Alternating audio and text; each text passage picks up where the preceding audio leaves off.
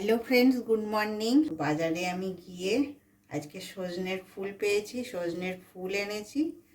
সেটা রেসিপিটা আপনাদের সঙ্গে শেয়ার করব। তা কড়াইয়ে আমি তেল দিয়ে দিয়েছি।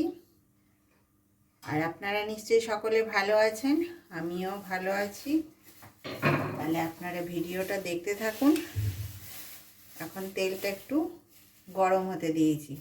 যে আলুটা হয় সেই আলুটা খোসা সমেত কেটেছি। আলুটা আগে আমি ভেজে নেব। আলুটা আমি তেলের ওপর দিয়ে দিলাম। সামান্য আমি হলুদ দিলাম, এখন নুনটা দেব না।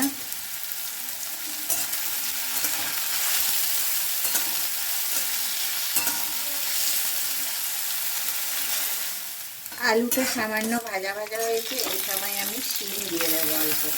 শিমটাও আমি লম্বা লম্বা কুচি কুচি করে কেটে নিয়েছি। শিম আর আলুটা আমি একটু পাশে পাশে সরিয়ে দিয়েছি। পাশে পাশে সরিয়ে আর একটু সামান্য তেল দেব, একেবারে সামান্য। দেখুন আপনারা,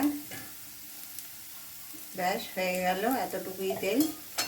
এবারে এই তেলটা একটুখানি গরম হয়ে এলে আমি এর মধ্যে প্রথমে কালো জিরে ফোড়ন দেব, সর্দি থেকে রক্ষা করে। এবারে কালো জিরেটা দিয়ে দিলাম। কালো জিরেটা 2 সেকেন্ড হোক।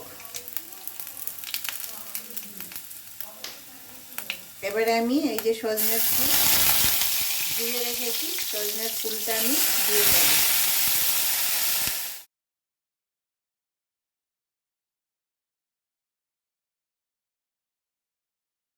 কিন্তু আমি এতক্ষণ আমি নুন দিইনি।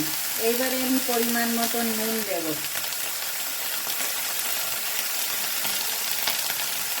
আর একটু হলুদ দেব।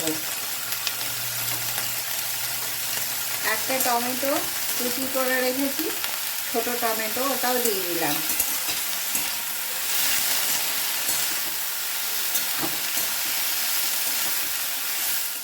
আমি এর মধ্যে একটুখানি লাল লঙ্কার গুঁড়ো দিলাম, একেবারে অল্প সামান্য। একটু ঝাল ঝাল হবে, খেতে ভালো লাগবে। ফুলের জলে জলে এটা কিন্তু সেদ্ধ হয়ে যাবে, আর এক্সট্রা জল দিতে হবে না। আর জল দিলে একটু স্বাদটা নিশ্চয়ই আলাদা হয়ে যায়। এবারে ঢাকাটা আমি খুলে একটু দেখি।